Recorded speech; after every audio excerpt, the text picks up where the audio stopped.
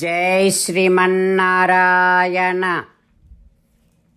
శ్రీమద్భగవద్గీత 11వ అధ్యాయము విశ్వరూప సందర్శన యోగము 19వ శ్లోకము. అనాదిమధ్యాంతం అనంతవీర్యం అనంతబాహుం శశిసూర్యనేత్రం పశ్యామి త్వాం దీప్తహుతాసవక్త్రం స్వతేజసా విశ్వమిదం తపంతం. ఓం. గీతాచార్యుడు శ్రీకృష్ణ పరమాత్మ అర్జునుడితో పాటు మనందరికీ విశ్వరూప సందర్శన యోగాన్ని ఉపదేశం చేస్తూ ఉన్నాడు. ఆ క్రమములో అర్జునుడు శ్రీకృష్ణ భగవానుడి యొక్క విశ్వరూపాన్ని దర్శిస్తూ ఈ రకంగా ప్రార్థన చేస్తూ ఉన్నాడు. హో శ్రీకృష్ణ, ఆది మధ్య అంతములు లేవు నీ విశ్వరూపానికి.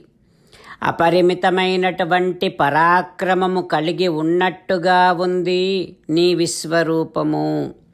హో శ్రీకృష్ణ, అనంతమైన చేతులు, లెక్కలేనన్ని సూర్యచంద్రుల్లాంటి కండ్లు ఉన్నాయి నీ విశ్వరూపములో.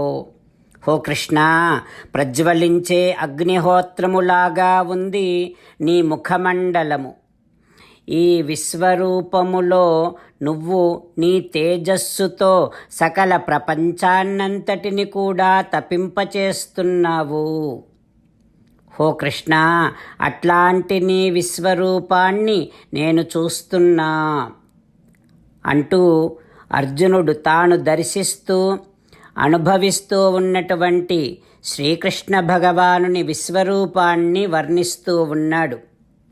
మనం కూడా మన ఊహకు అందనటువంటి ఈ 3 లోకాలన్నింటా ఆ శ్రీకృష్ణ భగవానుడు శ్రీమన్నారాయణుడు వ్యాపించి ఉన్నాడని గుర్తిస్తూ, ఈ విశ్వమంతా ఆ పరమాత్మ శరీరం అని గుర్తిస్తూ, మన శరీరాన్ని మనము ఎలా భద్రంగా చూసుకుంటామో అదేవిధంగా భగవానుని శరీరమైనటువంటి ఈ విశ్వానికి ఏ కీడు చేయకుండా ఉండే ప్రయత్నము చేస్తూ అర్జునుడు పలికినటువంటి పలుకులను మనం కూడా పలికే ప్రయత్నం చేద్దాం.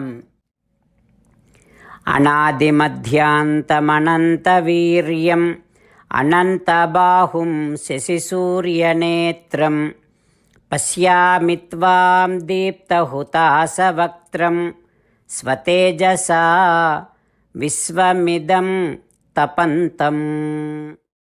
అంతేకాకుండా మనం ప్రతిరోజు శ్రీమన్నారాయణుడికి ఒక 8 పనులు చేస్తాం అని మాట ఇద్దాం.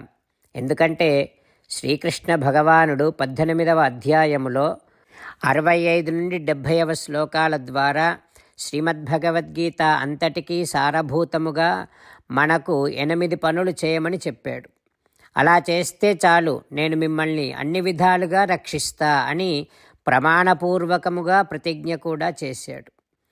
అందుకని శ్రీమద్భగవద్గీతను అంతటినీ విన్న తర్వాత అర్జునుడు కూడా చివరకు కరిష్యే వచనం తవ, కృష్ణ నువ్వు చెప్పినట్టే చేస్తా అని అన్నాడు. కనుకనే భగవానుడు అర్జునుడికి అన్ని విధాల విజయాన్ని అందించాడు.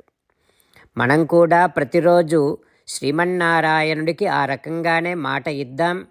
8 పనులు చేస్తాం అని మనము మాట ఇస్తే అది అష్టాక్షరీ మహామంత్ర జపము చేసినటువంటి ఫలితాన్ని మనకు ప్రతిరోజు ఇస్తుంది. ఇట్లా మాట ఇవ్వటం కంటే గొప్ప పూజ, యజ్ఞము, తపస్సు మరొక్కటి లేనే లేదు. అందుకని నేను అంటూ ఉంటాను, మీరు మనస్సులో భావిస్తూ ఉండండి. ఈ రకంగా మనము మాట ఇస్తూ ఉంటే శ్రీకృష్ణ భగవానుడి ముఖారవిందములో కలిగేటటువంటి ఆనందాన్ని మనం ప్రతిరోజు దర్శిద్దాం. ఆస్వాదిద్దాం. జై శ్రీమన్నారాయణ. హో శ్రీమన్నారాయణ, నువ్వు చెయ్యమన్నట్టే నేను నిన్నే సంతతము ధ్యానము చేస్తూ ఉంటా. హో శ్రీమన్నారాయణ, నువ్వు చెప్పినట్టే నేను నీ భక్తుడిగానే ఉంటా. హో శ్రీమన్నారాయణ, నువ్వు చెయ్యమన్నట్టే నేను నా విధులను కర్తవ్యాలను నీ సేవగా నీ తృప్తి కోసమనే సక్రమంగా నిర్వర్తిస్తూ ఉంటా. హో శ్రీమన్నారాయణ, నువ్వు చెప్పినట్టే నేను నీవాడిని అనే మహావిశ్వాసముతో నీకే నమస్కరిస్తూ ఉంటా. హో శ్రీమన్నారాయణ, మామేకం శరణం వ్రజ, నన్ను ఒక్కడిని మాత్రమే శరణు వేడుకో అని నువ్వే అన్నావు కనుక నేను నిన్ను ఒక్కడిని మాత్రమే శరణు వేడుకుంటా. హో శ్రీమన్నారాయణ, మా శుచః, ఇక దుఃఖించకు అని నువ్వే నాకు భరోసా ఇస్తున్నావు కనుక నేను ఇక దుఃఖించను. హో శ్రీమన్నారాయణ, నువ్వు చెప్పినట్టే నువ్వు నా కోసమని అనుగ్రహించినటువంటి శ్రీమద్భగవద్గీతను ప్రతిరోజు కనీసము ఒక్క శ్లోకాన్నైనా జ్ఞాపకం చేసుకుంటూ శ్రీమద్భగవద్గీతను అనుసంధానము చేస్తూ ఉంటా. హో శ్రీమన్నారాయణ, నువ్వు చెప్పినట్టే నువ్వందరి కోసమని చెప్పినటువంటి శ్రీమద్భగవద్గీతను తెలియని భక్తులందరికీ తెలియచేసే నా వంతు ప్రయత్నాన్ని నేను నిరంతరము కొనసాగిస్తూనే ఉంటా. హో శ్రీమన్నారాయణ, నేను నువ్వు చెప్పినట్టే చేస్తా, నీకు నచ్చినట్టే ప్రవర్తిస్తా, నీకోసమే పని చేస్తూ ఉంటా. కరిష్యే వచనం తవ. ఇప్పుడు శ్రీమద్భాగవతాన్ని అనుసంధానం చేసుకుందాం. శ్రీమద్భాగవత గ్రంథానికి నమస్కారం. నిగమకల్పతరోర్గళితం ఫలం సుఖముఖాదమృతద్రవ సంయుతం పిబత భాగవతం రసమాలయం ముహురహో రసికా భువి భావుకాః. శ్రీసుఖ యోగీంద్రుల వారికి నమస్కారం. యం ప్రవ్రజంతమనుపేతమపేతకృత్యం ద్వైపాయనో విరహకాతర ఆజుహావ పుత్రేతి తన్మయతయా తరవోభినేదుః తం సర్వభూతహృదయం మునిమానతోస్మి. నరనారాయణులకు, చతుర్ముఖ బ్రహ్మకు, సరస్వతీదేవికి, వ్యాస మహర్షుల వారికి నమస్కారం. నారాయణం నమస్కృత్య నరం చైవ నరోత్తమం దేవీం సరస్వతీం వ్యాసం తతో జయం ఉదీరయేత్. శ్రీమద్భాగవతము దశమ స్కంధము 10వ స్కంధములో 171వ రోజు. సూత మహానుభావుడు శౌనకాది మహర్షులందరికీ ప్రవచనం చేస్తూ ఈ రకంగా చెబుతూ ఉన్నాడు. ఓ మహర్షులారా, శ్రీసుఖ యోగీంద్రుల వారు పరీక్షిన్నరేంద్రుడికి శ్రీమద్భాగవతాన్ని ఉపదేశం చేస్తూ ఇలా చెబుతూ ఉన్నాడు. ఓ పరీక్షిన్నరేంద్ర, శ్రీకృష్ణుడు సర్వేశ్వరుడు అయితే అట్లాంటి శ్రీకృష్ణుడు తన పుత్రుడే అని అనుకొని యశోదాదేవి అత్యంత ప్రేమ అనురాగములను చూపిస్తూ లాలిస్తూ ఉంది. అయితే ఒకనాడు నందాది గోపాలకులంతా సమావేశమై వారు ఉండేటటువంటి బృహద్వనములో ఇప్పటికే చాలా ప్రమాదాలు జరగటాన్ని గమనించి ఇక ఏం చేయాలా అని ఆలోచిస్తూ ఉన్నారు. ఇప్పటి వరకు వారు ఉన్నటువంటి ప్రదేశం బృహద్వనం. వ్రజానికి చుట్టూ ఉండేటటువంటి ఎన్నో వనాలలో బృహద్వనము ఒకటి. అయితే నందాదులంతా సమావేశమై ఆలోచిస్తూ ఉంటే తత్ర ఉపానందనామాహ, ఉపానందుడు అనే గోపాలుడు వయస్సులోనూ జ్ఞానములోనూ పెద్దవాడు కనుక అందరి మేలు కోరి బలరామకృష్ణుల మేలు కోసం ఈ రకంగా అంటూ ఉన్నాడు. ఓ గోపాలకులారా, ఇక్కడ చాలా ప్రమాదాలు జరుగుతూ ఉన్నాయి, ఇప్పటి వరకు చాలా జరిగాయి. మన బిడ్డల రక్షణ కోసమని ప్రియకృతు రామకృష్ణయో బలరామకృష్ణుల క్షేమము కోసమని మనము ఈ ప్రాంతాన్ని వెంటనే విడిచిపెట్టాలి. ఇప్పటి వరకు జరిగిన ప్రమాదాల నుండి మన కృష్ణుడు బయటపడ్డాడంటే అది కేవలం భగవద్ అనుగ్రహమే. పూతన అనే రాక్షసి వచ్చి కృష్ణుడికి ప్రమాదాన్ని తలపెట్టింది. ఆ ప్రమాదము నుండి భగవానుడే రక్షించాడు. దాని తర్వాత బండిలో రాక్షసుడు ఆవేశించాడు.